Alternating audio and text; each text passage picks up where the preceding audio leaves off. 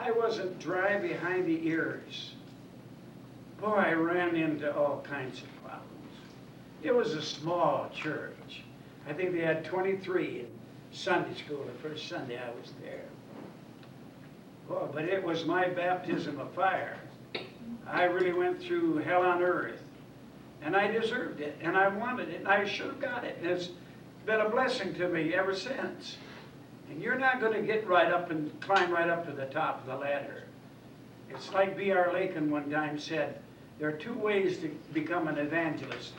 You can start at the bottom and work up, or you can start at the top and work down. And that's the truth. And when a slave becomes a king, everybody is in trouble because they don't know what they're doing and how to handle the situation. And then he went on to say that not only a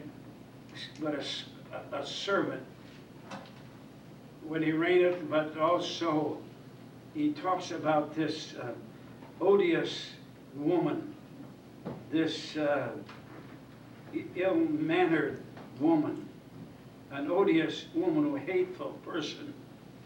When she's married, getting married is not going to change you a bit in the world. That is, if you're an odious person, if you're a hateful person, you're going to be hateful to your husband. Honest, I feel sorry for any man that marries a woman who is a hateful person. Now I told you before, and you can be slick just like a man is slick in a woman. A woman can pretty well put on an act and slick you into getting married.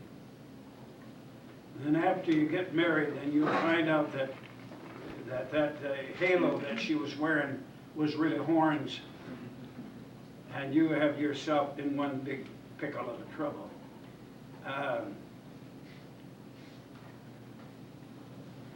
He went on to say when a handmaid is married to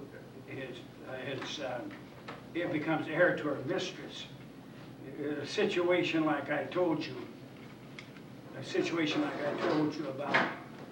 about Sarah and Hagar. It became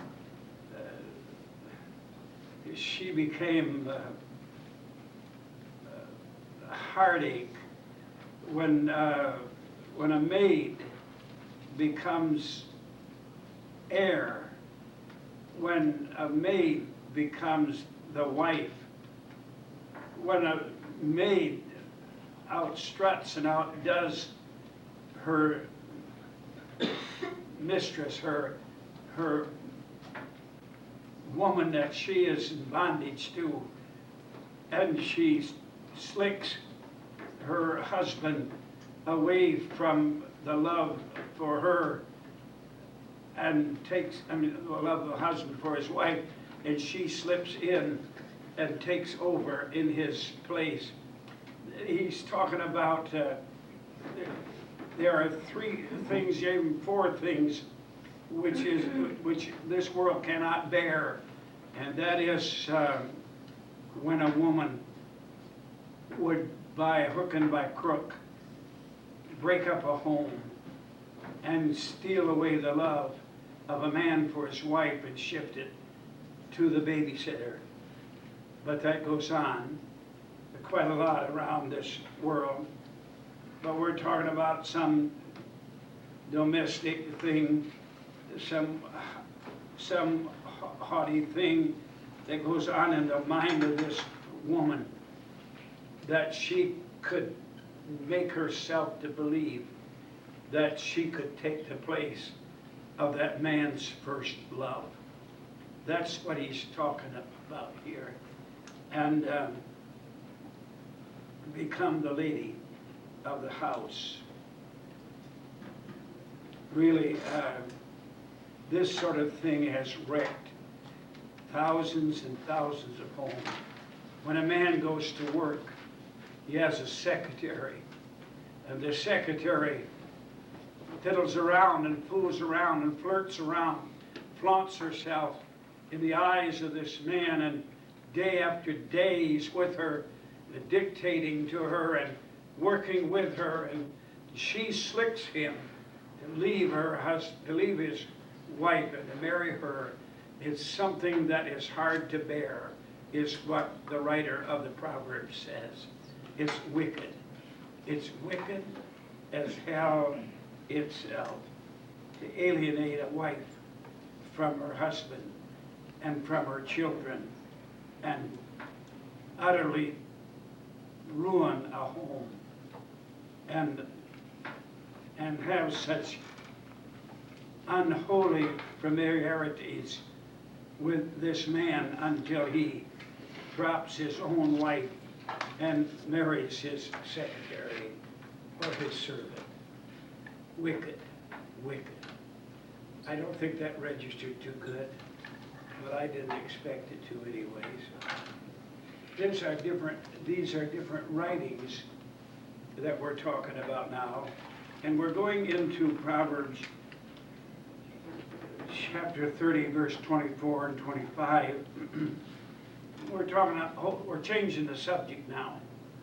We're talking about four things which are little upon the earth, but they are exceeding wise. The ant.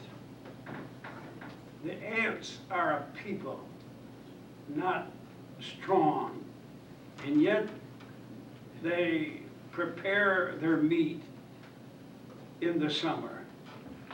We're talking about ants being diligent and preparing for their future, for their, actually, they have been studied by people who take an interest in researching such things, that the ants have houses that they live in. They live in little towns. They have public roads. They have amazing habits. It says in Proverbs 6:6, "Go to the ant, thou sluggard, consider her ways and be wise, which having no guide, overseer, or ruler, provideth her meat in the summer, and gathereth her food in the harvest." We're talking about this ant. It's such a remarkable creature. It's kind of like, well, in some parts of the world, it's a symbol of industry, well, amongst the Oriental people particularly. Let me just write down these 15 things. It'll help you to preach a sermon sometime about the ants. Number one, the most laboring insect in existence. They're the hardest working insects in the world. The most highly industrialized. They collect food in the proper seasons. They're fondly attached to their loved ones. It is said by those that research the ants that they love their children. It's beyond my comprehension. But they have foresight for others. They look out for each other. They work quietly without show. They work untiringly until their work is done, and they never finish, they never stop until it is done. They work together in an astounding system of organization to the good of the whole community. They are ingenious carpenters and masons, building their own systems of homes and underground tunnels. They keep their homes really scrupulously, they just keep them clean. They are, there's no one of those in the community with those ants that don't work. They all work. Everybody works. There's no freeloaders in an anthill. They fight to protect themselves, their homes, and their loved ones. They say that their social life compares with those of human beings in many respects. And they are intelligent and they're wise. They carry out life's work without being forced to do it. They have no guide, they have no overseer, they have no ruler, but they work together. They plan for their future. They stay clean, and they're organized, and they know their job, and they do their job, and they fight for their own loved ones, and actually they're never forced to work, but everybody does their part as a charactered human being would do it. Now, isn't that amazing? Maybe it's not to you, but it is to me. I read Harry Ironside, and this is what he said. He said, there's a beautiful picture, a beautiful gospel picture. He said there is wisdom in making due preparations for the future. They were taught by instinct to make use of the present opportunities and to supply for the coming needs. And when the summer is past and gone and a cold winter is upon them, they're set. But it would be too late for them to go out and search for food in the snow and the cold. So they are taken care of by preparation for their future. Harry Ironside, who was a great preacher, a great theologian, a great scholar as well. And he said they had wonderful foresight, and they made preparations for their future. And he talks about the gospel. He works it in how that most folks are so care about this and that and the other thing, but they don't plan for their future like the ant does. And we know as we study the Bible that there's a terrible tragedy going to happen to people that don't make preparations for eternity. That's Harry Ironside. He was pastor, I believe, of the D.L. Moody's Church in Chicago, if you know anything about that. He talks about this ant. I'm not going to say any more about that, but we could talk a lot about this next phase. He said in verse 26, the ant talks about preparation, and we're coming now to talk about the conies. Now we're talking about protection, fortification. The conies are but a feeble folk, yet make they their houses in the rocks. I don't know, we don't have any animals by the name of conies in our part of the world, but they are something like a rabbit.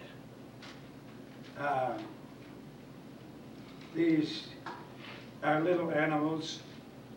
They have to protect themselves from the bigger animals, and they live in the rocks, the cliffs of the rocks and holes. It was said about this in Psalm 104, verse 18, the high hills are a refuge for the wild goats, and the rocks for the conies. They were fast. They were like little squirrels. They were smart, and they were alert, and they were seldom caught by hunters because it was almost impossible to trap a coney. They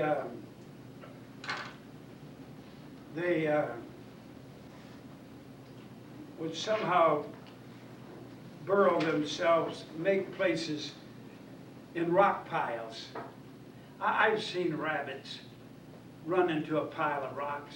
You'd wonder how they could get in, but they get in there.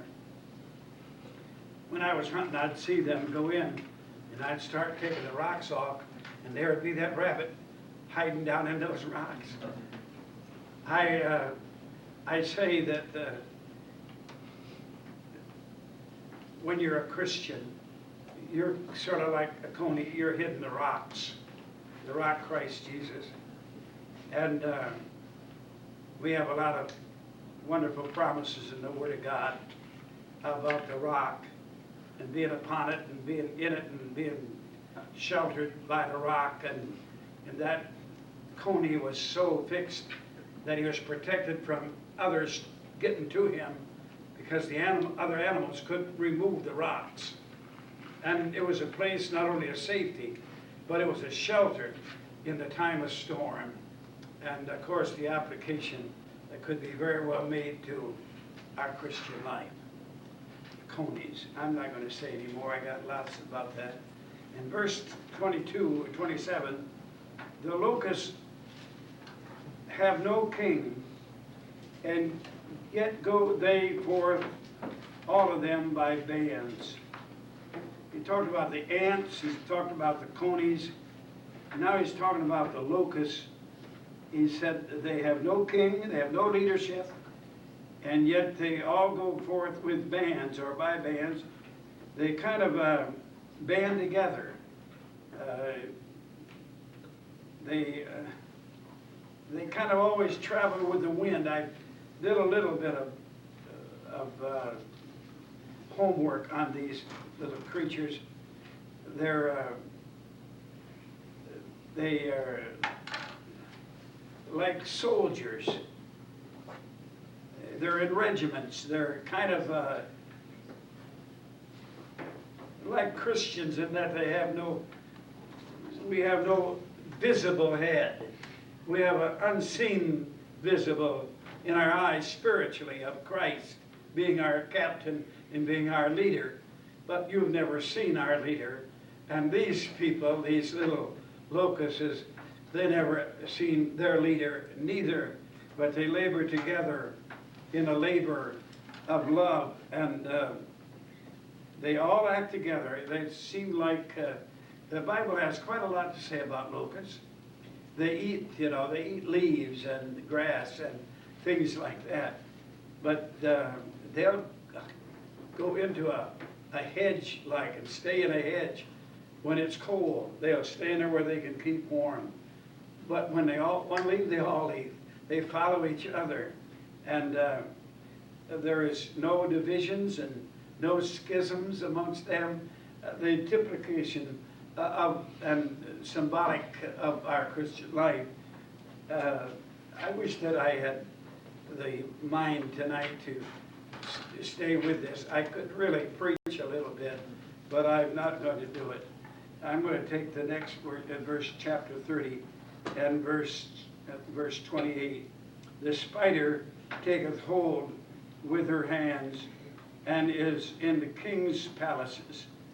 There are four little things, but so wise it was said the ants and the conies and the locusts and the spider. That spider is known for its persistence. You can tear a spider web out and they'll build it right back up again. You can't hardly get rid of them. And they're very flexible. You can't discourage them.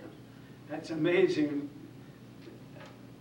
story, an allegory of a Christian's life. They're tolerated even in palaces, and the reason they are tolerated is because they catch flies. But they take hold of their victims, he says, with their hands. They use what they have to attract. I was reading somewhere that in the Amazon River and that area, the spiders are different colors, and they will get on a blossom of a flower and look just like a part of that flower. And of course, when the flies or the bees or the birds or whatever would come to get the honey out of those flowers, they would, of course, attack them. And it's amazing, really amazing. One time I read about a tarantula, which is a big spider. My, oh my, oh my. The power that they have. They'd kill. They would kill, or they wouldn't kill them.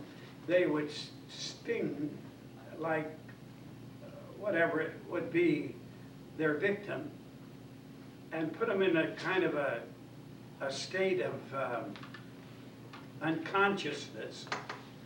And they would then build their nest and their eggs, and lay their eggs on that victim. And when these little spiders came out of their egg, then they would feed upon that live food that was then there in an unconscious state. Unbelievable things. Well, I was going to say that God in his book has mentioned these 4 little things, but despise not the day of small things. It was God uses that David with his little sling to kill the giant. God used a little maid to tell somebody about Naaman that needed to be healed of leprosy. A little maid. God used a little boy with a little boy with a lunch to feed 5,000. So little is really much when God is in it. I don't know, I read a little humorous thing where this deacon in the prayer meeting every Wednesday night would pray, Lord, clean the cobwebs out of my life. And he'd pray that same prayer every Wednesday night, and one man got weary of hearing the same prayer, and he said, Lord, don't clean the cobwebs out of that man's heart. He said, kill the spider. Get rid of all the cobwebs. I guess that would be something worth considering. But anyway, these spiders are a symbol of persistence, of putting spider webs in a place where they can catch prey. You have them in your home. You don't want them there, and you usually try to wipe them away. But you come back in a week or two, they're right back up in there again. That's the way Christians ought to be. Not going to be destroyed by anything or anybody, but keep on keeping on. I'm going to go to verse 29 and 30 and 31 and 32. I'm going to get you out of here in a little bit too, but I want to see if I can't conquer this tonight. I'm going to read it. I've got it here, but I can't read it from my glasses. We're reading verse 29. There are three things which go well, yea, four are comely in going. A lion which is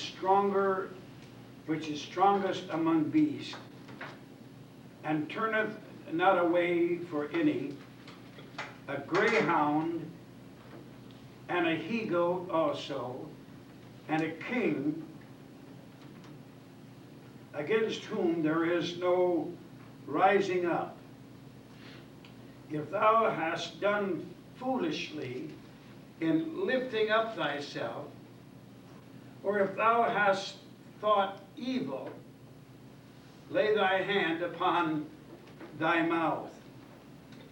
He's talking now and using these stories and these different objects to make understandable character building things for us. He's talking about a lion. I guess that there is nothing more majestic than a lion.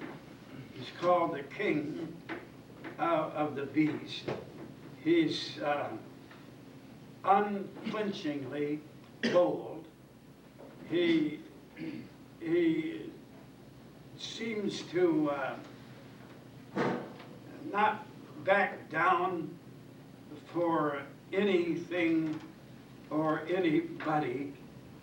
There is nobody in their right mind that is going to go up against a lion.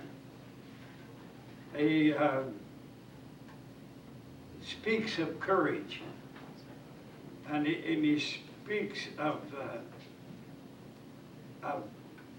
to us Christians as something that will not give up or give over or give in to anything, but would be strong in the faith, in the things of God. And many times in the scriptures, a lion is referred to the devil, but also in this incident, he speaks of us Christians being bold and courageous and forthright because of our King. We have power over all the power of the darkness, not fear of man. It would bring a snare to us. He talks about the greyhound. That's not a bus company, but that's the name of a dog. And it is probably the most fleetest, the most speediest of all the animals. Great speed, especially when it has its prey out in front of them. I never went to the, I've never been to a race in my life. I've never been to a dog race. I've never been to a horse race. I've never been to an automobile race. I won't say anything bad about it. I just never been. But we lived in Florida, in Miami, Florida, when I was a little boy. I got saved when I was in Florida, a little boy.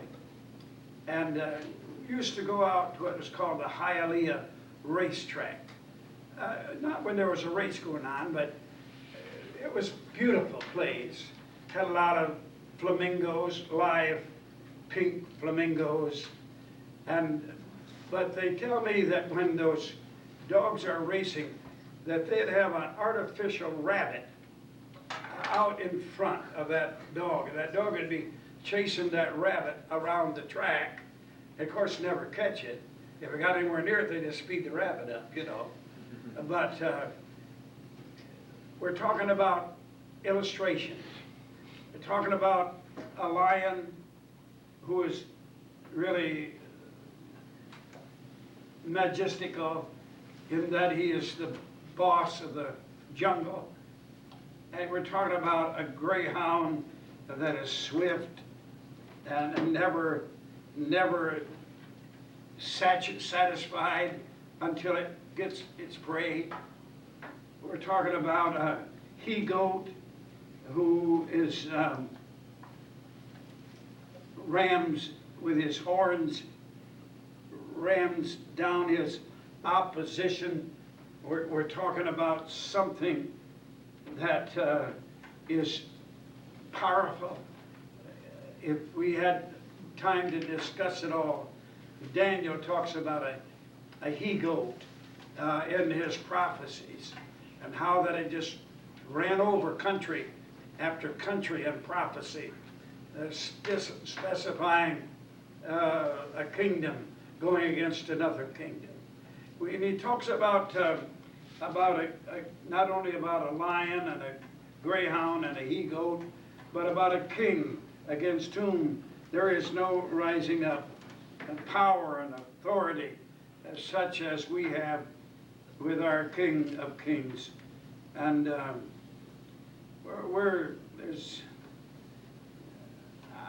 wish I could, I'm in a hurry, but I need to tell you that there's always, when you got a lion, he's better than anybody else. He's stronger than anybody else. When you got a greyhound, he's faster than anybody else. When you got a he-goat, you got something more powerful with his horns than anything else. You got a king. There's no rising up against him. You know, it would be stupid for a lower animal to charge a lion or go out against a lion, or try to outrun a greyhound, or perhaps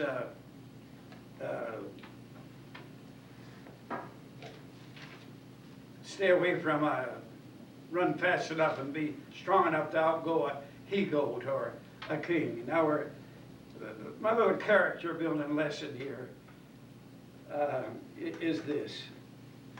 There's always something and always somebody bigger and better and tougher and stronger than you. You're a baseball player. Here's Sasa. He hits 60 home runs. So he's the greatest, but oh no. Here comes another guy, his name is Bonds, and he hits 70 home runs. Here's a beautiful woman, but here is a woman more beautiful than her comes along. Here's a fellow that is successful, but here comes somebody else more successful. Here's somebody comes into your life that causes more attraction than you are attracting. There is somebody that you may have money, but here's somebody who has more money. But what I'm trying to say is, I think God is illustrating with these animals and with this king. I think he's illustrating that don't get any funny ideas and get cocky and smart mouth and think for one moment that you are better than somebody else, because there's always somebody that is a little better than you are. I'm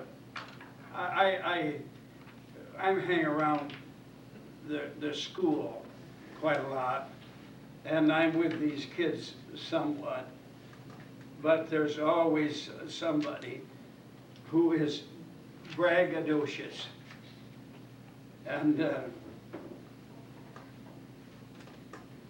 how wonderful they can play basketball or whatever, but there's always somebody comes along a little better. There is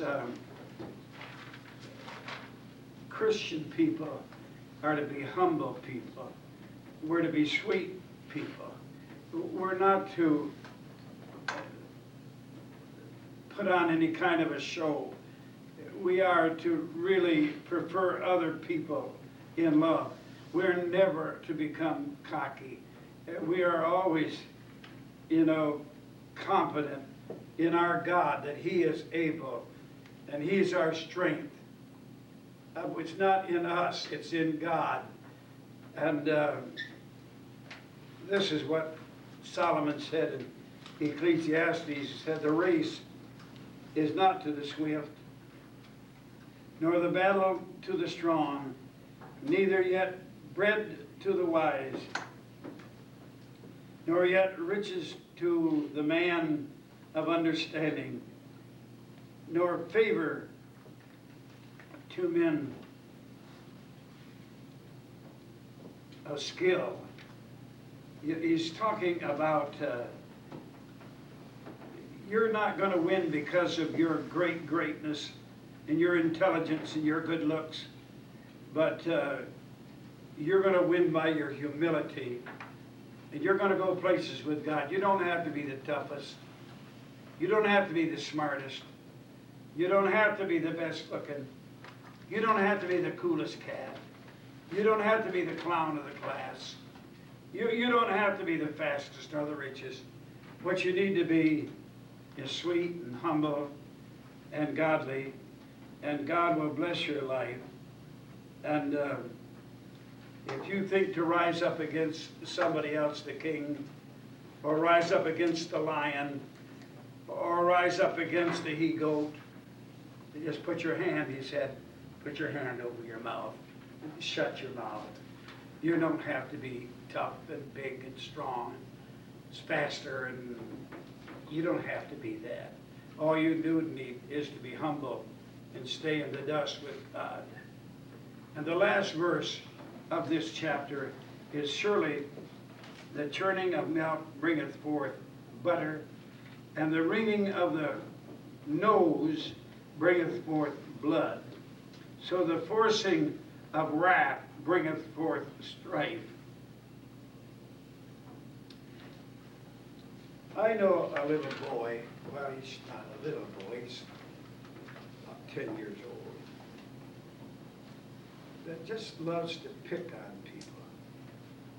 He doesn't realize that people don't want him to pick on him. He's got an idea that that's what everybody likes. He may be just kidding, but people get sick and tired of it. And he doesn't know when to stop. That's bad. That's bad. It's fun to be funny, and it's fun to have fun. But really, you keep forcing this situation. It's like somebody said that you keep wringing the nose, and you're going to have blood flowing out of that nose. Just like if you churn milk, you're going to bring forth butter. You keep aggravating. You keep stirring things up and keep fooling around. You are going to get into some deep trouble. You keep criticizing somebody. You criticize your wife or your husband or somebody at school or whatever. You keep making light or fun of somebody. You keep running them down, and you keep slandering and aggravating. And now you may just be having a lot of fun doing it. But I'm telling you, friend, you're going to have something bigger than milk. When you start churning milk, you're going to get some butter. And when you keep wringing somebody's nose, you're going to get blood. And you keep aggravating and aggravating, and you'll end up with a bloody nose yourself, and you'll end up with losing a lot of friends and a lot of confidence, because you didn't know when to quit. You didn't know when to stop. You just kept it up and kept it up. Have you ever been around a nagger? Person that nags, and nags. Negative, negative, negative, negative. You're gonna you can take a quart jar of milk. My mother, I've watched her do it lots of times. And she'd put that quart, and she'd bounce it. Keep bouncing on her knee like this. And sooner or later, curds of butter would begin to form in that jar. And after a while, she'd have herself almost a pound of butter just from churning that butter. And that's what our text said. He said, surely the churning of milk bringeth forth butter, and the wringing of the nose bringeth forth blood. So the force of wrath bringeth forth strife. You just keep right at it. Keep fooling around. Keep picking. Keep criticizing. Keep finding fault. And keep yourself, that other person, upset all the time. You're going to find yourself with a bloody nose. You know, you take an animal, I don't care how small it might be, a little mouse. You get that little mouse cornered, it's going to fight. I don't care what it is. It's going to fight for its life. I don't know if you ever tried to do something like that, but they'll stand right up against you. And you're going to do that. I'm trying to help somebody here tonight. God said it in His Word. You keep stirring things up. You keep thinking you're going to find yourself in one great big puddle, and you're going to find yourself with something bigger than milk. You're going to find butter, and you're going to find, keep wringing somebody's nose, you're going to have a bloody nose on your hands. Let me pray. Father, I want to thank you for all of this new chapter tonight, and I know that, God, that it's not been as it has been.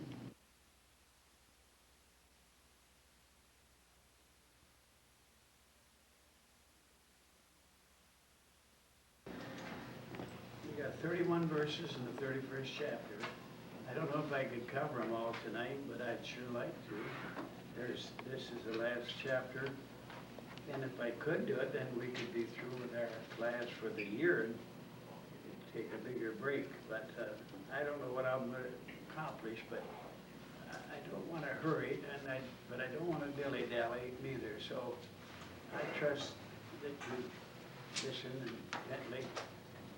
Let's start right with the first verse of the 31st chapter. We're going to read through verse 7. The words of King Lemuel, the prophecy that his mother taught him.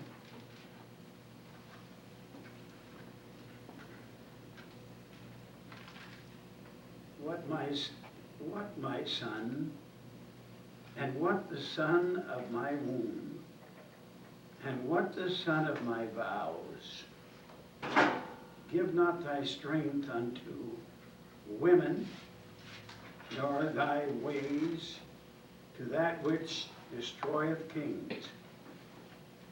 It is not for kings, O Lemuel, it is not for kings to drink wine, nor for princes strong drink, lest they drink and forget the law and pervert the judgment of any of the afflicted.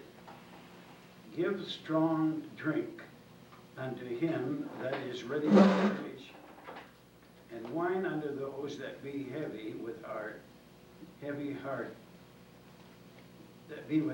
hearts, and let him drink and forget his poverty and remember his misery no more. It is said that the Talmud, that is sort of like a Hebrew commentary, and the Hebrews, the Jews, pretty well take it as an authority. But as I said last week, the Talmud says that Solomon had 6 names, and one of them was Lemuel. And it appears, if that is the case, that was the word or the name that Bathsheba, his mother, used when she was referring to Solomon was Lemuel. But at any rate, I would go along with that. I don't see any conflict in it at all. But she's talking here to her son and giving him instructions. It appears also that the writings of this 31st chapter was done by his mother, or at least she seemingly is the one that's doing the talking. Somebody else might have ascribed it, but she's talking to Samuel, and she called him Lemuel. But there isn't any kings in the Bible whose name is Lemuel that are recorded in the Kings or in the Chronicles. But as I said, she just had some sort of a name that I don't know what it particularly even means. But she referred to her son as Lemuel.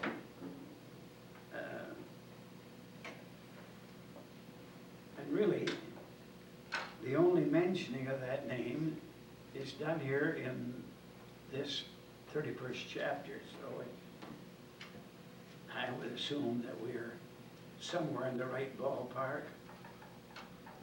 And he was the son of Bathsheba. Solomon was a young prince.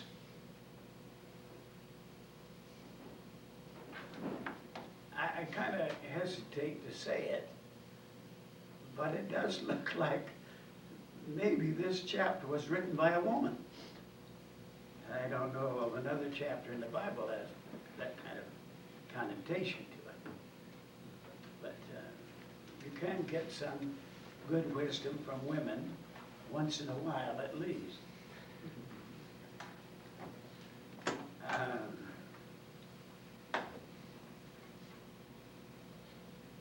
I would think that as a mother with her child, that she really put a lot of special interest and training into this boy. She lost her first son, if you remember, that David and Bathsheba had. The boy died just about a week after he was born. And she calls this boy the son of her vows. So it appears that maybe Bathsheba had got straightened out over her wrongdoings with David. It was an illicit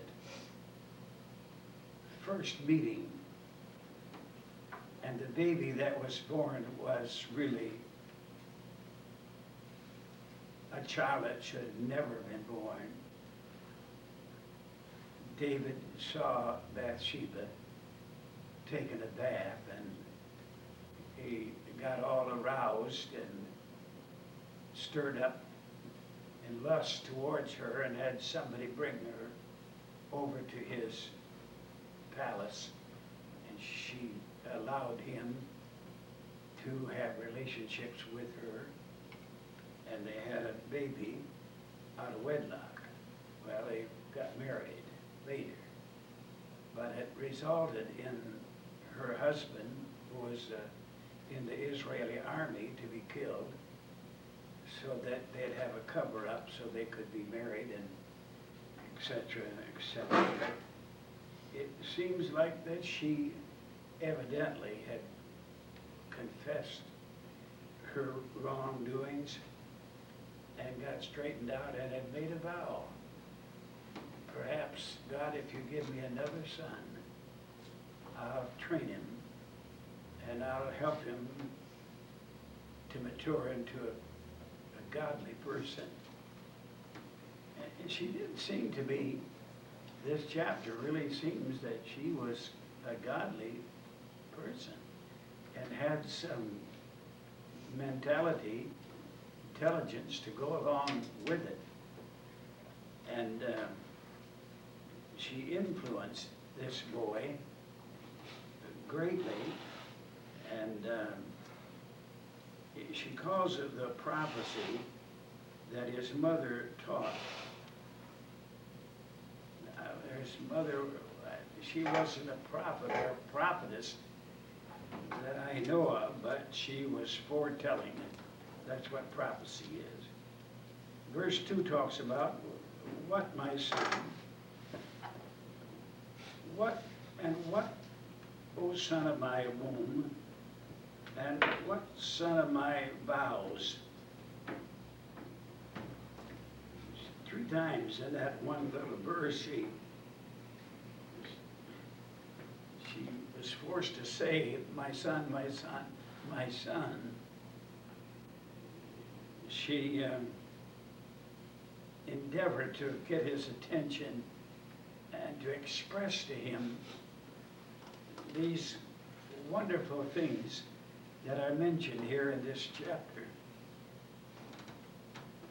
Evidently, she felt that he needed this instruction. And of course, she did not want to mislead him in any way. And again, I say, she said, the son of my vows. You remember Hannah, how that she prayed for a son to be born, and after he was born, she gave that boy to God, and like I say, there's some back, in reading in between the lines, it looks like there was some consecration, some getting right with God. As I said, that there was some wrongdoings, and I would blame David more than her, but nevertheless she was a party in that adultery that took place. But she did not want her son to grow up and do the same sort of thing. I've noticed this as I pastored all these years. A lot of mothers and dads have got mixed up in some, maybe immorality, or maybe in drugs, or in drink, or in some other vice or wicked sin. And they seem to be overprotective of those children so that they don't do the same thing and fall into the same trap that the mother and dad had fallen into.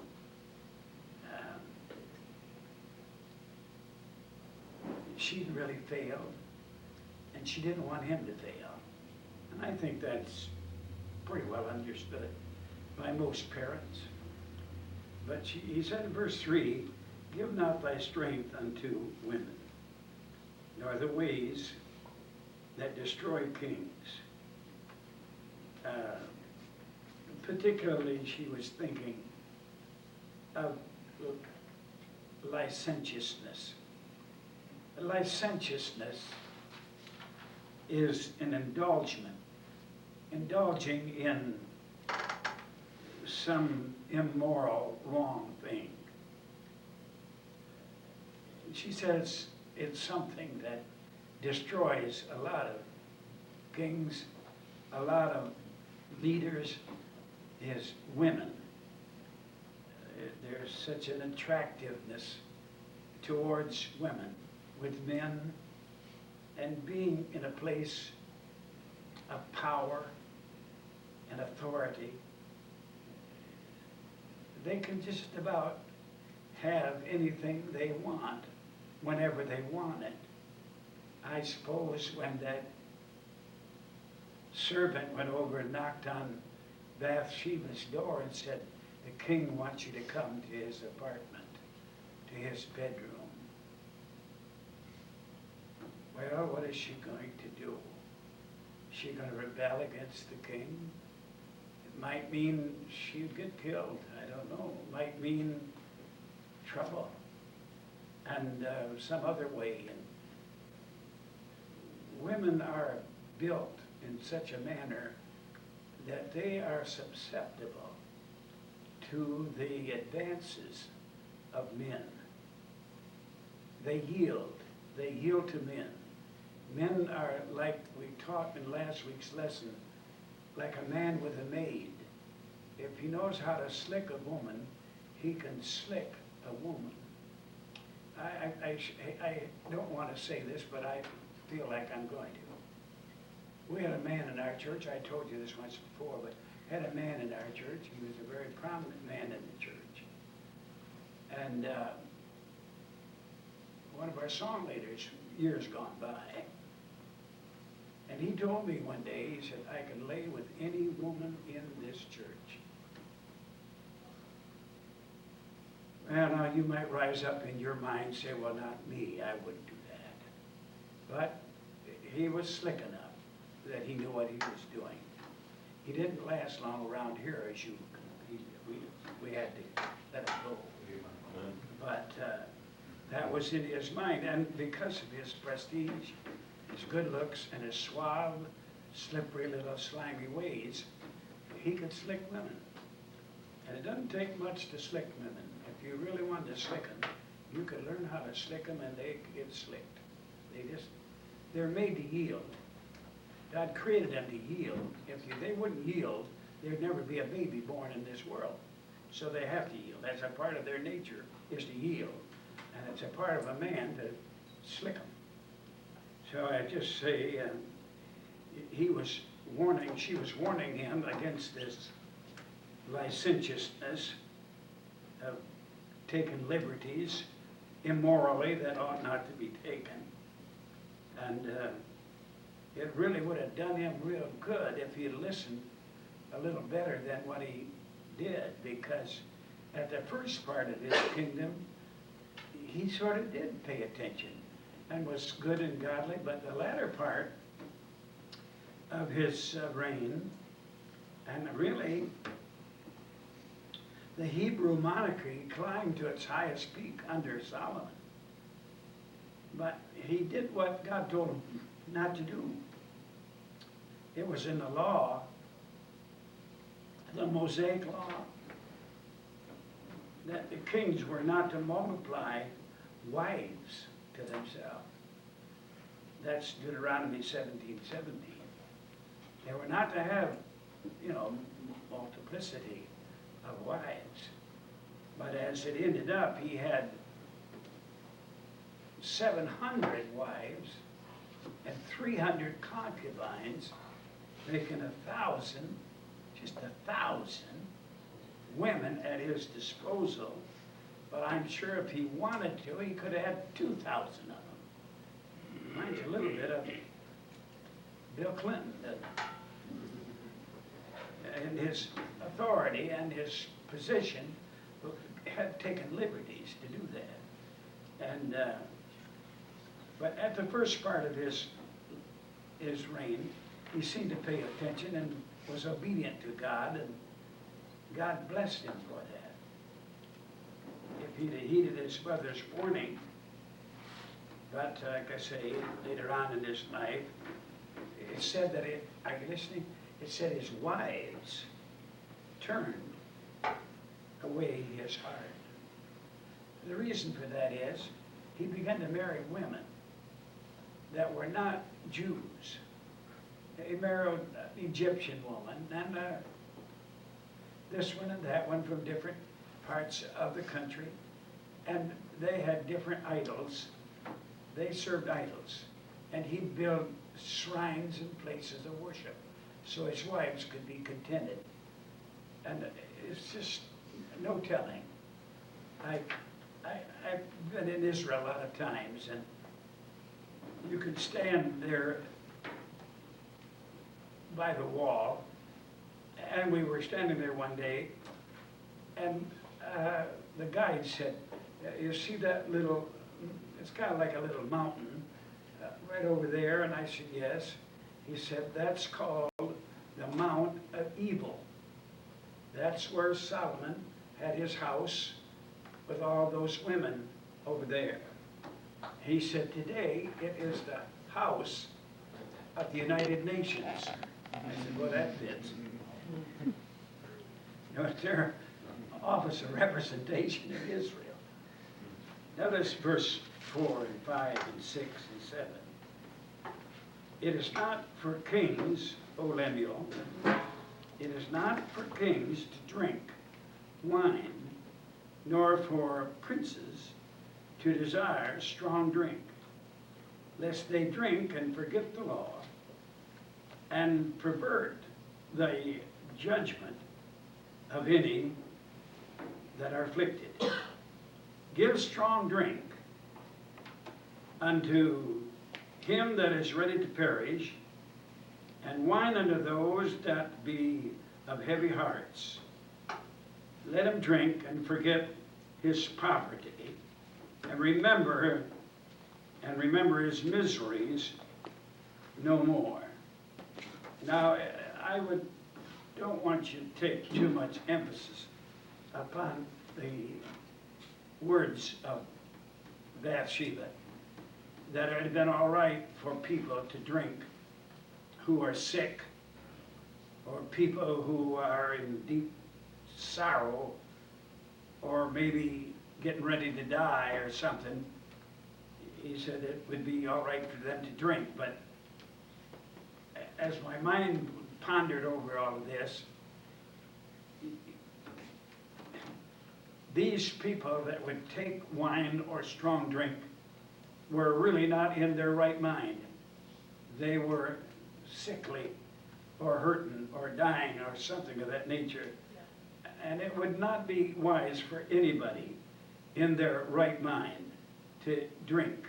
And especially, as she's saying, a person in your position, which would be king of Israel, it'll fog up your mind and mess up your nervous system, and you'll forget, you won't be able to bring up the law as it has been presented and taught to you, and you'll not be able to judge correctly. And it's not for a leader with people with responsibility to get involved in liquor. But I want you to know that there are awful evils involved in liquor. Not only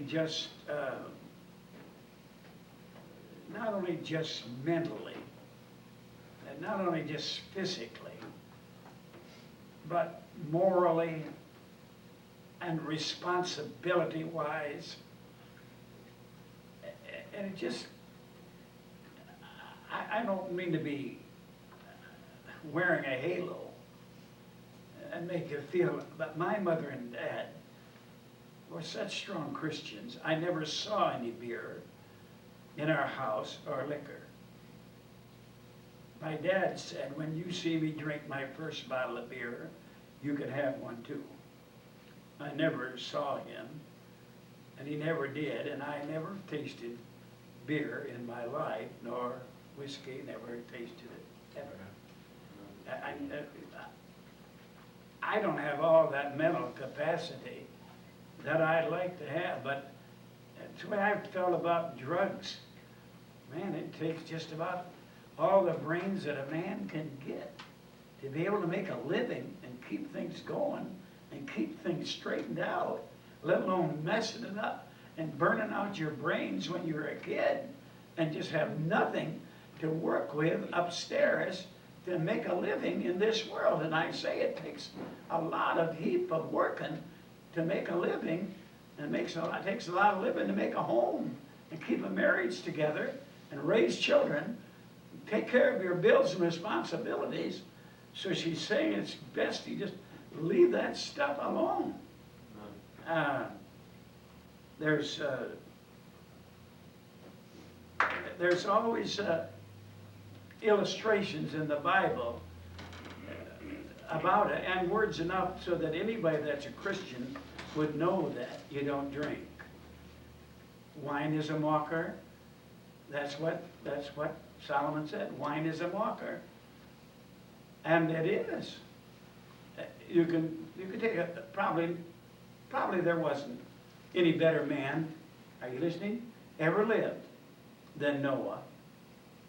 But after he had done that wonderful feat of building that ark and all those animals and preserving the human race as well as the animal kingdom, after he got settled in Mount Ararat, it wasn't long after he planted a vineyard, and in that vineyard he grew grapes, and the grapes he got drinking wine and got drunk and lay naked in his tent, and his son Ham saw that nakedness, and he was cursed for seeing his father's naked. He told his brothers went in backwards with a blanket and covered up their father's nakedness. And Ham was cursed with a curse on his life and his progeny because of his deed with his father. And it is presumed, with pretty good presumption, that he committed some homosexual act with his father. And that was a part of that mess that came by drinking. You know, Lot was a righteous person living down in Sodom and Gomorrah. And after Sodom and Gomorrah was destroyed, his wife looked back and turned into a pillar of salt. And his two daughters, they lived in a cave. They lost their homes and everything else. And living there, the one girl being brought up in such a wicked place with such illicit, immoral lesbians, homosexuals. You know, you say, how can you say that, Brother Green? Well, the Bible says that. And the fact of the matter is, homosexuals are still called sodomites. From Sodom. It was horrible debauchery of wicked, ungodly immorality. These girls were affected by it somehow or other, because one of them said to the other girl, the oldest said to the younger, let's get our father drunk and let's go to bed with our dad. And they did one night and the next night with the other, and they had two illicit incest children by their own father, and one was Moab, the other was Ammon. And the Ammonites and the Moabites were two of the greatest enemies Israel ever had. But it was all from one night or two of drinking on Lot's part.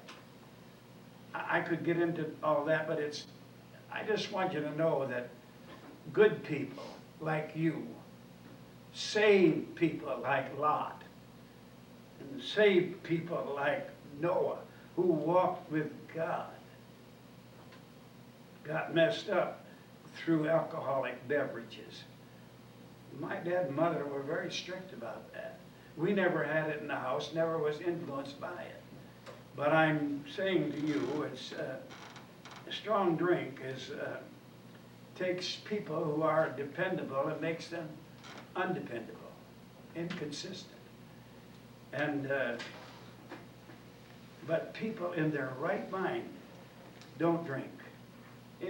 She mentioned about, medicinal purposes, maybe they might have been taken.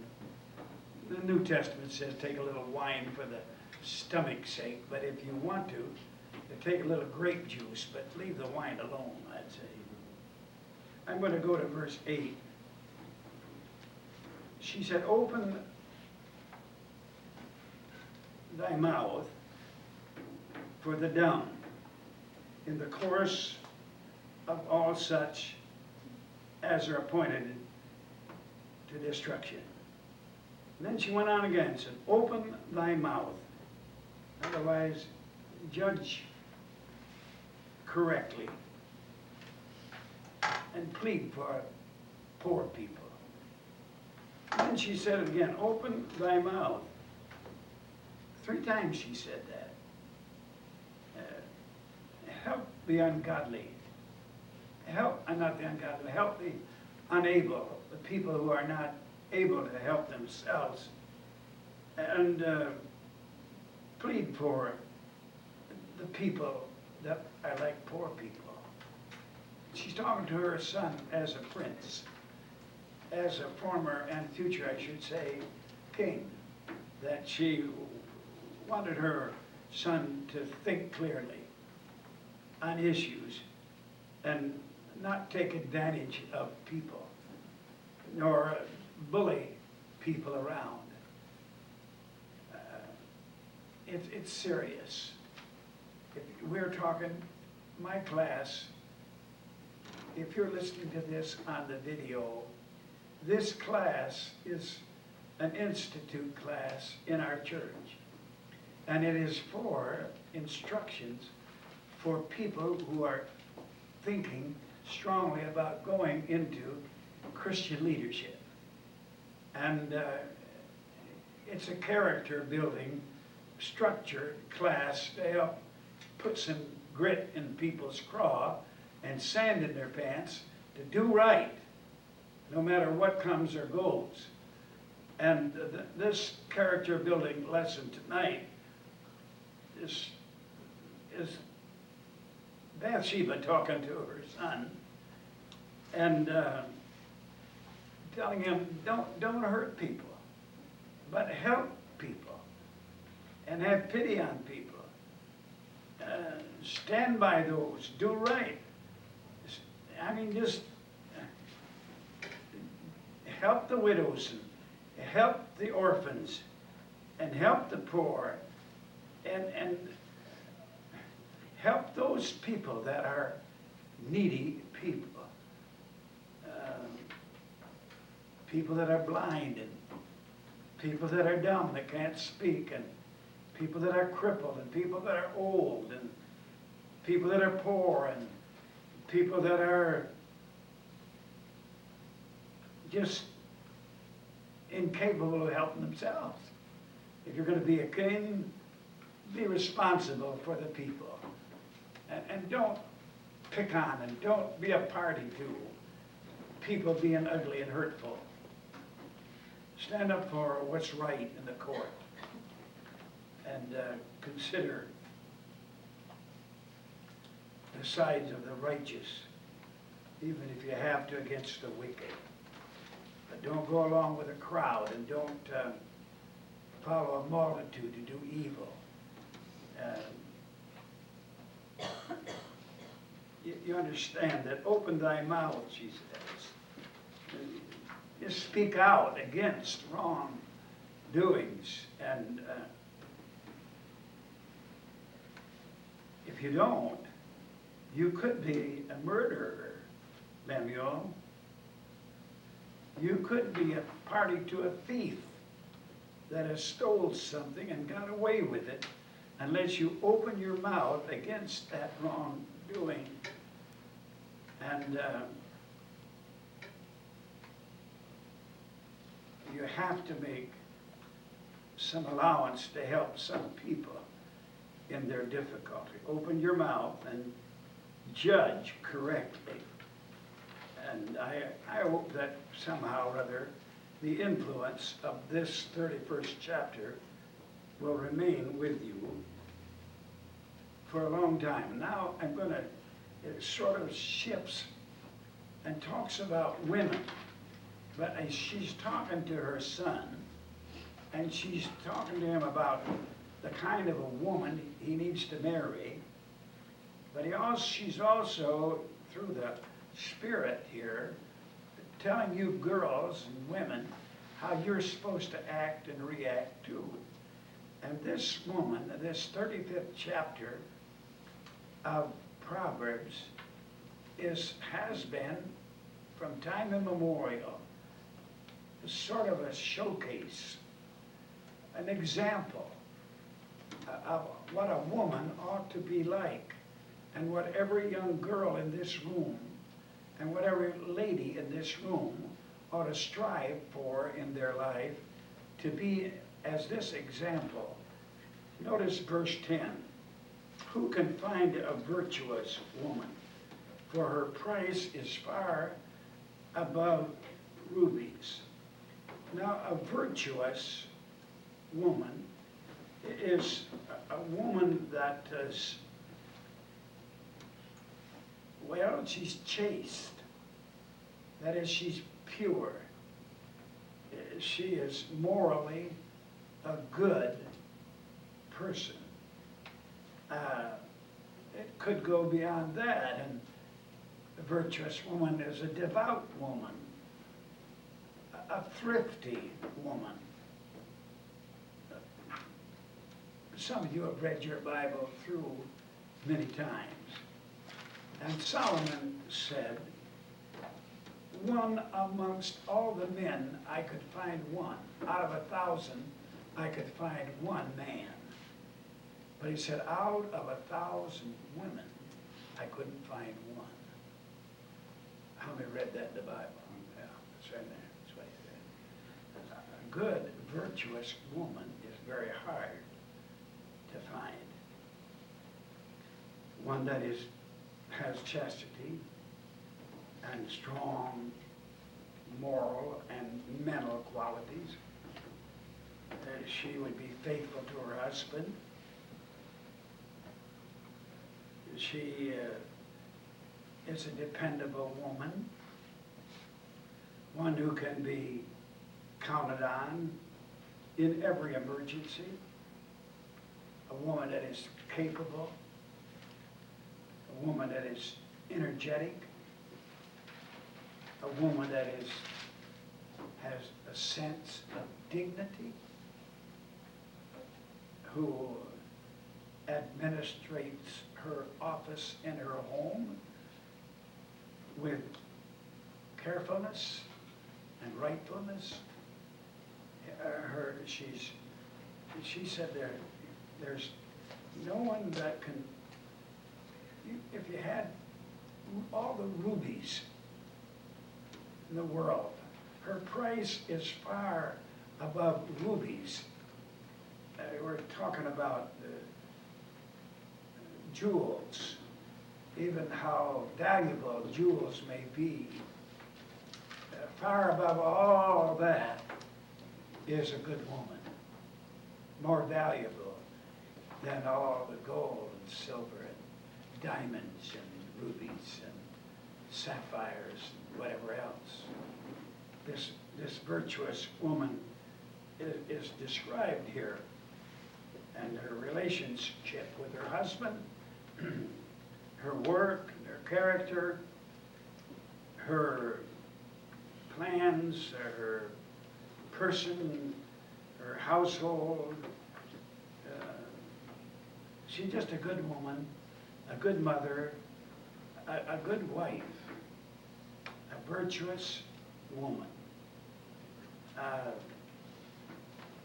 You can look down through the Bible and you can see a lot of good women. A lot of women, they like to look like Elizabeth Taylor. They like putting up paint on so that they could cover up all the blemishes and be as beautiful as Elizabeth Taylor. It was said about Tammy Jones, what was it, Baker, Tammy Baker. You know, that was Jimmy Baker's wife. She so painted up and all that kind of stuff. They said that when they removed the paint and powder off her face, they found Jimmy Hoffa. He's been lost for a long time. The kids didn't know. They never knew what happened. But You don't want to look like a movie star. I really feel sorry for people who got a misconception of beauty. A virtuous woman is really well represented in the Bible. There was a woman by the name of Ruth. She was fair. I'm sure she wasn't ugly duckling. I'm sure she wasn't. But on the other hand, her qualities of her kindness to her mother-in-law and the aptitude that she had and her presentation of her life and her sincerity and her loyalty was so outstanding that Boaz took a liking to her, not because of her beauty, not necessarily, had something to do with it. There's an attraction there. But he said, I know full well what you've done with your mother-in-law, how you've acted and reacted. I don't think women really quite understand that a man's looking for somebody who is going to be the mother of their children.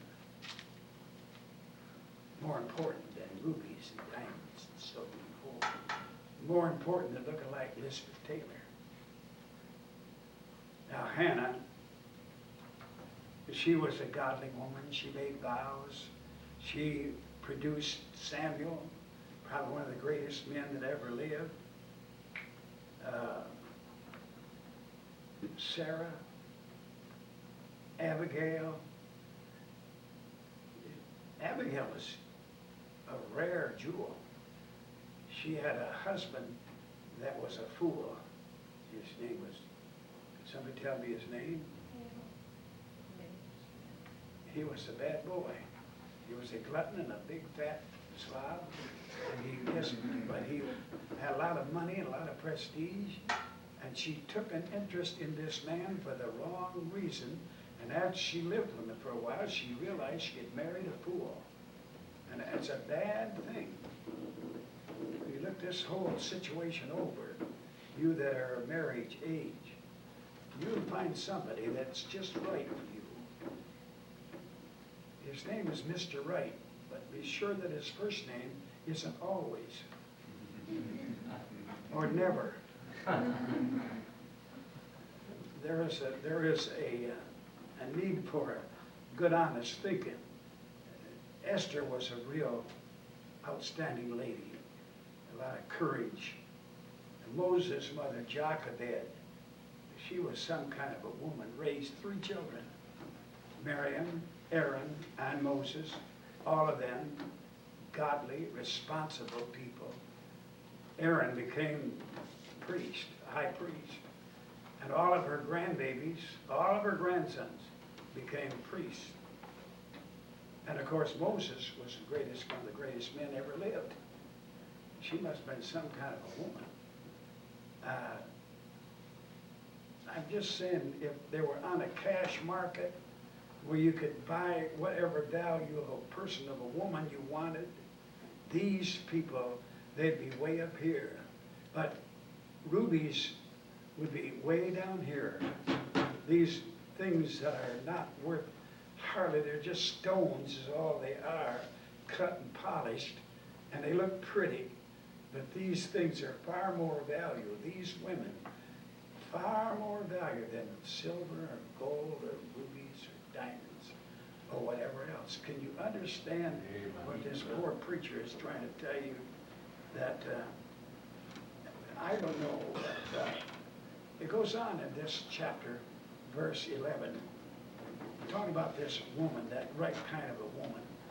The heart of her husband doth safely trust in her, so that he shall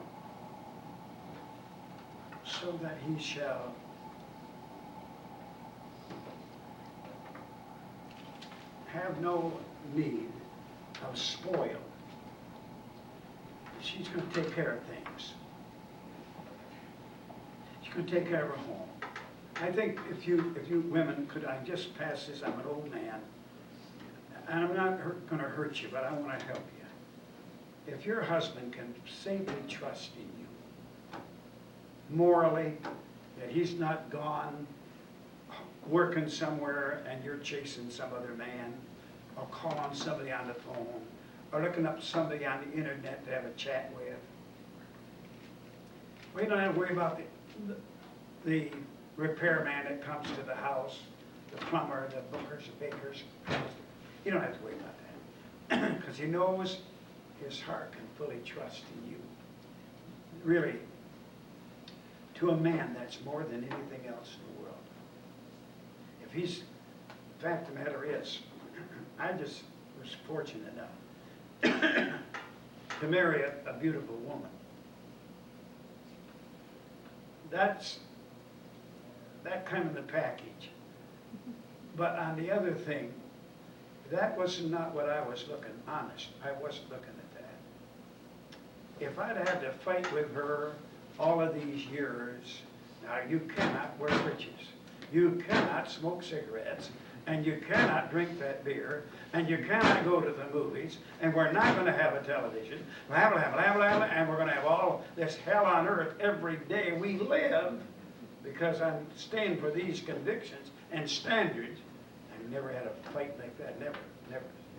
I mean, on that principle, and those things are not, but I'm saying, when a man can safely trust in his wife, that is really, I mean, she will really get the best out of everything that man could produce for her.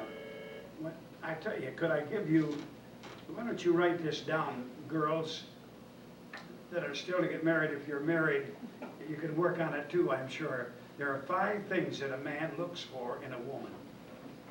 Number 1 is that he can absolutely have confidence in her. Secondly, that she's not a waster, that she wastes food, wastes everything, doesn't take care of the things, the furniture, the things that he's bought. They just go to pieces because she does not take care of her responsibilities in the home.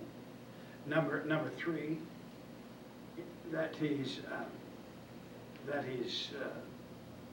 able to have a wife that has energy, that is not a lazy woman and will not take care of her chores and responsibilities at the house. And number 4, that he wants somebody that will help him to climb the ladder of success. A woman, let's put it this way, a woman can either break a man or she can make a man. But if you would like it to do this, he would praise you. And you'll never go into poverty because you're not squandering all. You say, well, I got a credit card and it isn't maxed out till I've got $5,000, so whoopee, just charge it. And your life is in one mess right after another because you haven't got good sense enough to handle the financial affairs of your husband's business and his life. Paul told Titus this woman was to be a keeper at home. That doesn't mean working out somewhere in the factory, but a keeper at home. You do what you want to do. It's your life and whatever. I have a daughter. I raised that daughter without a Social Security card.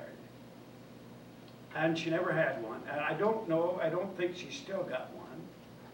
I know that when she went to the mission field, she didn't have a Social Security number, so they were difficult to find this thing and that thing and the other thing. Of course, get passports and all that. But I don't think she ever has got one. You say, "Well, that is a dumb thing, Brother Green. What is she going to do when she gets old? Her husband's going to take care of her." You know, Social Security is all right for you people, but it's never been all right for me. I don't even have any Social Security. Never had. Well, I haven't had in 40 years. So you're crazy, brother. I know it. And everybody else is depending on the government to take care of them, and I'm not. No. I'm just a little bit eccentric, a little bit screwball. But as I say, I raised my daughter so she didn't have to work over at McDonald's or Burger King, where all those boys be messing around, fooling around with her. So how do you raise girls? I don't know. You raise them. I got a little granddaughter, Sarah Green.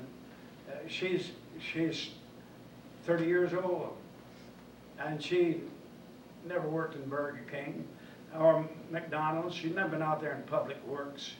She got a business. I don't know what she does financially, but I think she's taking care of herself pretty wisely.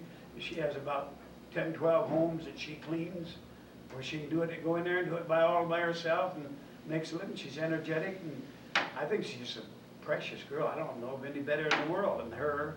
I mean, see, no, I'm just trying to tell you, my family, our thinking is a little different than the rest of the world's. They think they got to get out there and be in the big business, go to college and get a career, and that's not what the Bible taught us to do. We train our children to get married. And as far as I'm concerned, now you do what you want to do and don't hold it against me, but I believe in early marriages. I don't believe in waiting till you're 30, 40 years old before you get married. I just get married when you're young. When you're young, have your children. Kids are for kids. Drive me crazy. You understand that? That's what the Bible said. The young women are to marry. Does it say that? No. And you say, well, that's 2,000 years ago. It's pretty good for right now. No. Let their husband feel a responsibility of taking care of this woman. And this woman's not going to be any burden on her. It says that, verse 12, that she will do him good and not evil all the days of her life. The influence will be good, not evil. This mutual relationship here is going to be wonderful. He said it's like Christ and his bride, the church. That's what the whole symbolic marriage is in the Bible. It's like we are to Christ. He's going to take care of us. It's not our job to take care of him. But anyway, and owning up to the fact that the husband is the head of the house. And I know that it would be very difficult for some of you to submit yourself to that because you've been brought up as a brat and you think you ought to run the whole world and you belong to the ERA and you can do whatever you want to do. Wear your breeches, cuss, damn, and swear like a sailor. But that's not exactly what God had ordained for Christian people. And you just delight in serving your husband and love him, and he finds such joy in you that he makes you happy because you're making him happy. And it's an inheritance of untold value. Notice verse 13. She seeketh wool and flax and worketh willingly with her hands. She finds the deepest joy in loving service to her family. She takes delight in wearing clothes that she's made with her own hands. And she didn't go down to a fabric store and buy cloth. She made the cloth. It says here that she put her hands to the spindle. She took wool and put it in a spinning wheel and fixed it so it'd be thread. And she took flax and fixed it so that it'd be thread and weaved cloth. I don't know if you could see closely this shirt. You can't see it, but if you had you can see how there's threads going this way and threads going that way. This cloth was weaved on a weaving machine, and it was made into cotton cloth and then made into a shirt. There was no factories in this day of Solomon, 3,500 years ago. There wasn't a Joanne Fabrics where you could go and buy the fabric you wanted. She made the fabric out of wool and flax or whatever else there was there, and made clothing, and she didn't have to go buy it for her household. She made clothes and dresses and whatever for her daughters and clothes for the boys and men, and everything, even the draperies of her house and the tent itself was woven by her hands. And it's a matter of pride and ability to do such wonderful things. And her husband and herself and her children. She made clothes for the summer and she made clothes for the winter. I don't know how, maybe a double layered jacket or maybe something cooler for the summer. But even the thread that was prepared for all of this weaving and making cloth was done in love by this wife of his. And she worked willingly and cheerfully. You can't laud this woman too much. You can't brag on her too much. And in the writings here, you can see that this man looked to this woman because she was so great. Notice in verse 14, she is like a merchant ship. She bringeth her food from far. The dainties, the delicious meals that she cooked, providing for her family, was like a treasure from foreign lands.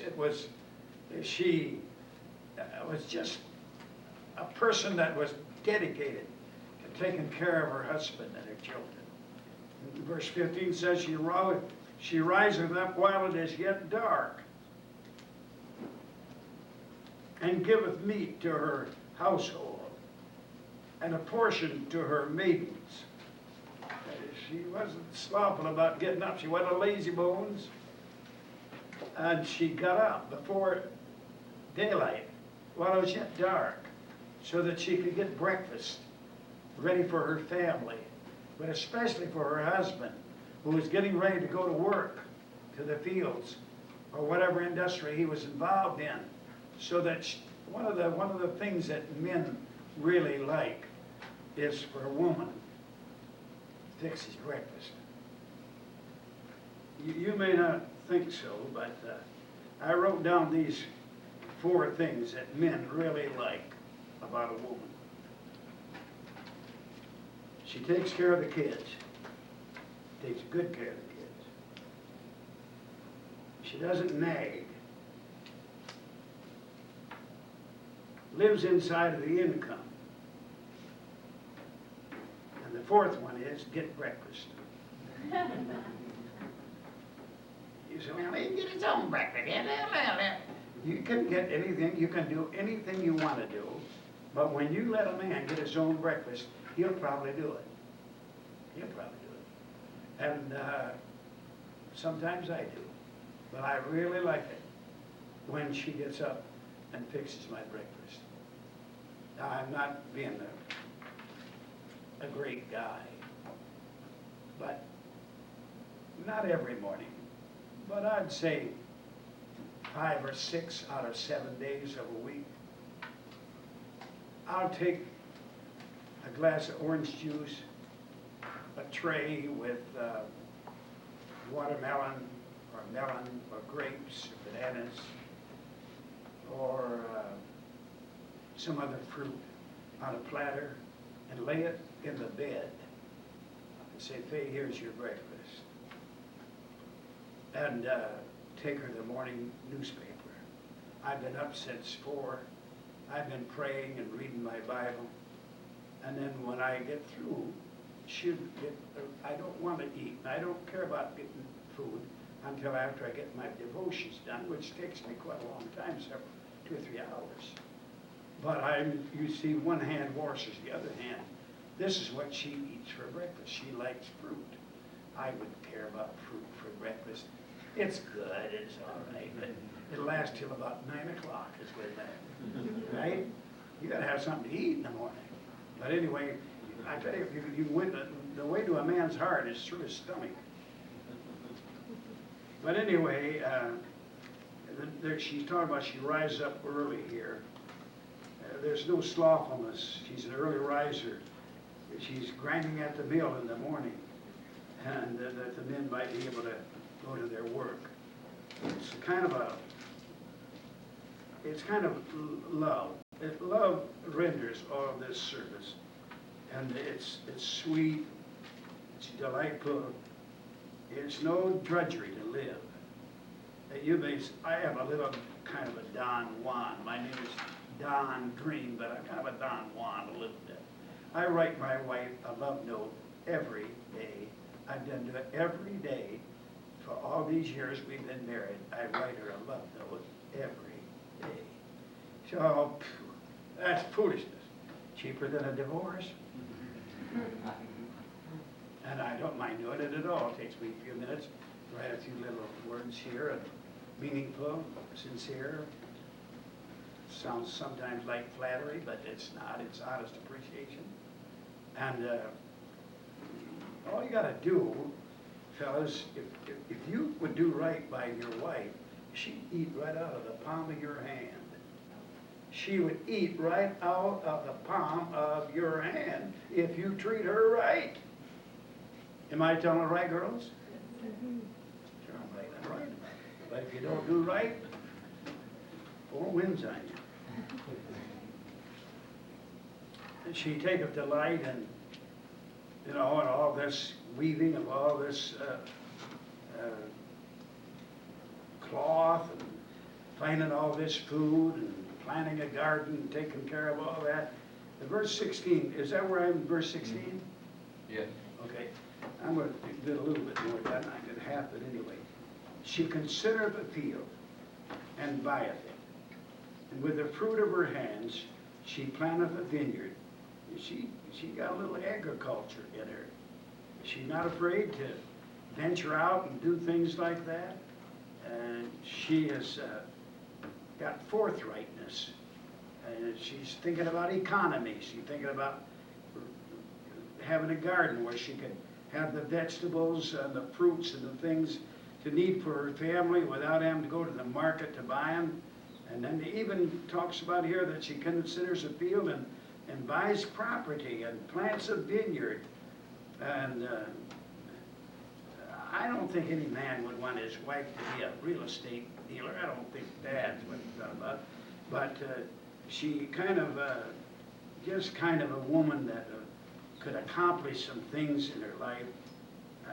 I want to say that verse 17 says that she girdeth up her loins with strength and strengthened her arms. Talk about her loins being girded, that she's able to have physical fitness for the duties and the task and the responsibility. Her loins of her mind are girded up. She controls her thoughts, and she's virtuous and has these long flowing garments, and she somehow fixes them so that she can go work in the garden and bend over without showing off her nakedness. She's doing with her hands all that she can to provide for her family. This is what chapter 31 and verse 18 says. She perceiveth that her merchandise is good, and what's the next word? Her candle And is it sendeth? goeth not out by And night. goeth not out by night. Is that what it says? Or her candle. Yeah. Or her candle goeth not out by night. And it's, I can't, really, where could you find a woman like this? You couldn't find it in a Penny's catalog. Where are you gonna find a woman that she even makes candles and fixes so that there's light in the house? So what does the old man do? He works. He makes a living, but she's helping him and all that. She labors in the field and she labors in her house. She's watchful what she does and where she goes and what she says and what she wears. And like I said, this is some kind of a special little lady. Would you mind if I proceeded for just a little bit? I might finish this chapter tonight. I'm not going to leave out much, but maybe a little, but just enough to, because I don't want to be boring and I don't want to be redundant, but I just want to say to you, this is just an outstanding chapter, especially for women and girls as well as men, in consideration of this wonderful woman. She maketh fine linen. That is, this woman is not capable of just making rough denim material to make blue jeans for her husband, but she's capable of producing fine linen and selling it and delivering girdles, which are scarves or sashes, unto the merchants.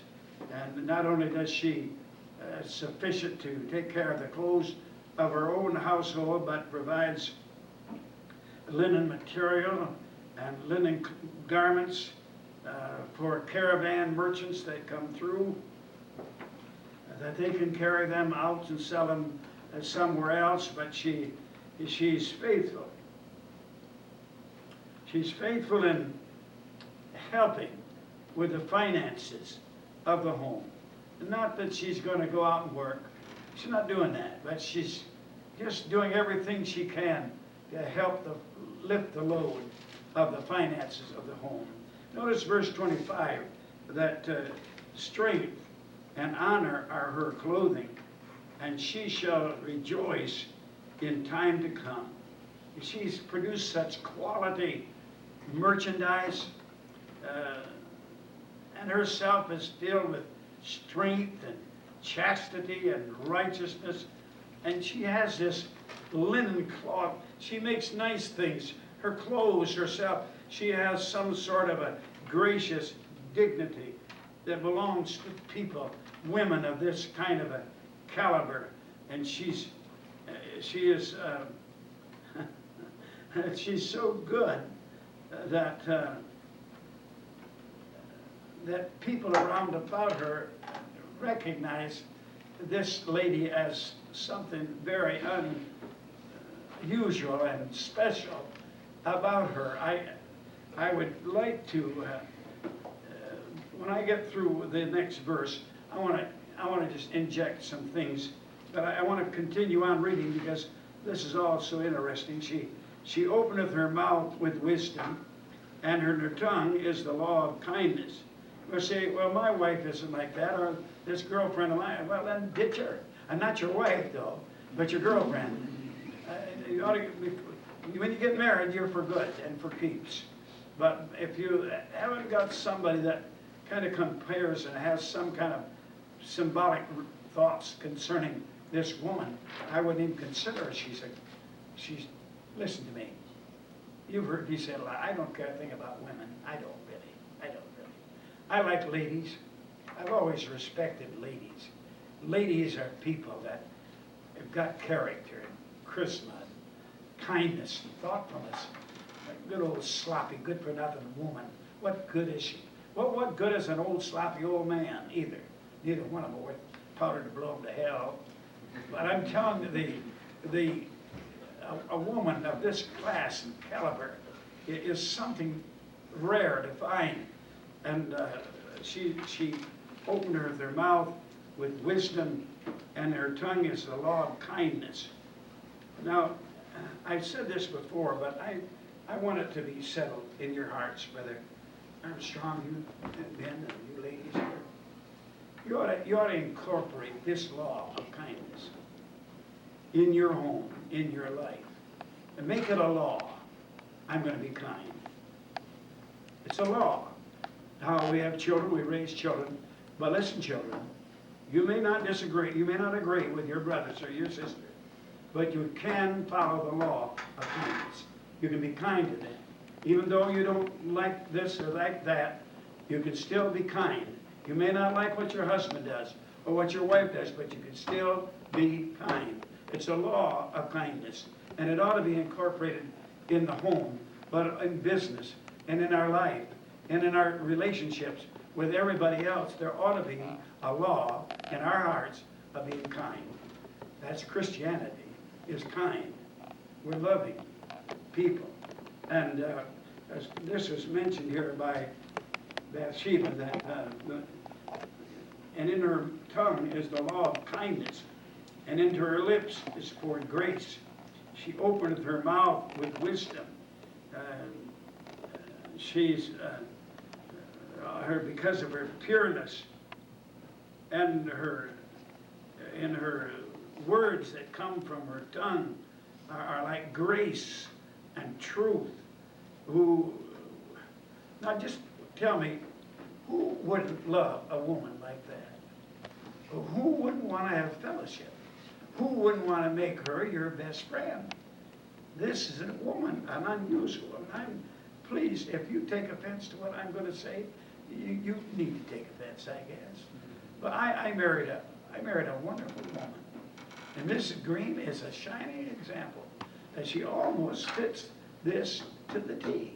She's a worker, energetic, kind, nice looking, takes care of herself, hygienically clean, wears nice clothes, looks like $1 million, but she can work like a fool. She can just dig in, and she's not afraid to get her dirt under her fingernails, but when you see her step out in the house of God or on the street, she looks like $1 million. You say, oh yeah, that's your wife. Yeah, well, honest, I'm not being smart. I had my first wife was such a saintly, godly woman. I wouldn't have looked at Faye 10 minutes. I wouldn't have looked at her, took any interest in her. As nice looking a woman as she is, I wouldn't have looked at her the second time if I didn't think she had some quality and some character and some tenacity and some purpose of heart and pureness and godliness and holiness and convictions and standards. I wouldn't have paid 5 minutes. I wouldn't have touched her. Not with a 10-foot pole. You say, well, that's you, Brother Green, I know. But some of you can look at the outside casing and think it's classy chassis or something like that, something you'd really like. But it goes beyond all of that. You have to live with this thing 365 days a year. Good preaching, Brother Green. And really, if you kind of communicate with this person, find out their plans and their thoughts and their considerations for the future, you might have something going for you that'll really be a blessing to you and to your children and your children's children. When I married my first wife, I never looked so much on her countenance as I looked at the fact of her godliness and her holiness, and that she would make a wonderful mother for my children. And that's really, I'm honest before God. God knows that's the truth. I considered that somebody that would be a mother to my children. And she raised those children. She had this in her mind. She said, I would rather have my children remember me as a mean mother than to be a doting, loving, sweet, kind mother and have bad kids. Can you understand that? And not that she was mean. She wasn't mean. But there was no tomfoolery. You did what you were told to do, and you did it well, and you did it right, or else you're gonna be in trouble. And it was that way she raised those kids, had them under their thumb. And you can do what you wanna do, and live like you wanna live, and have what you wanna have, but that was the thing that attracted me to her, was her firmness, and her convictions and standards, and her righteousness, and a good woman, a hard-working woman. Let me go to verse 27. I think I'm gonna conquer this. Maybe not. If I go a little bit, if I go a little farther than I should, and you get tired or have to go to the restroom or something, just get up and go. And if you have to leave, go ahead and leave. Let me go a little farther. She looketh, verse 27. She looketh well to the ways of her household, and eateth not the bread of idleness. She doesn't live, are you listening? She doesn't live in a rat hole. You can't live in a rat hole. You can, as a Christian, have a messed up house from one end to the other and raise good kids with responsibilities. I think it is a part of security. I think when you're brought up right, now I'm not trying to tell you that your home has to be spotless and nothing out of place. I'm not talking about that. But when it's just pure clutter, and it's, when you live in a small place, we have 6 children. And when you live in a small place and have 6 children, everything isn't going to be just exactly where it ought to be all of the time. I understand that. But on the other hand, I've been in rat holes. I've visited in homes all my life. That's all I've ever done. Whew, I don't know how people could live in the filth and the corruption and the junk and all the corruption that's in some of these homes. And it just shows lack of character. It shows lack of discipline on that mother's part particularly. And the man involving himself allowed himself to have such things. She looketh well to the ways of her household, and eateth not the bread of idleness or laziness. She's not ill-tempered. She's not a nagger. She's encourages people to do right and live at peace with one another with the law of kindness. And she is, it really is something. I've been studying this. I forgot my notes.